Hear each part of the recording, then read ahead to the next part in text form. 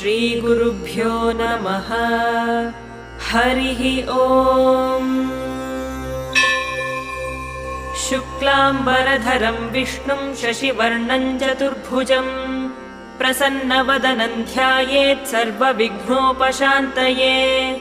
यस्य द्विरदवक्त्राद्याः पारिषद्याः परश्शतं विघ्नं निघ्नन्ति सततं विश्वक्सेनं तमाश्रये। व्यासं वसिष्ठनप्तारं शक्तेः पौत्रमकल्मषम् पराशरात्मजं वन्दे शुकतातन्तपोनिधिम्।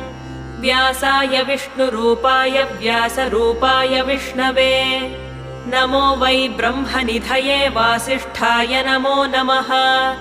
अविकाराय शुद्धाय नित्याय परमात्मने सदैकरूपरूपाय विष्णवे सर्वजिष्णवे।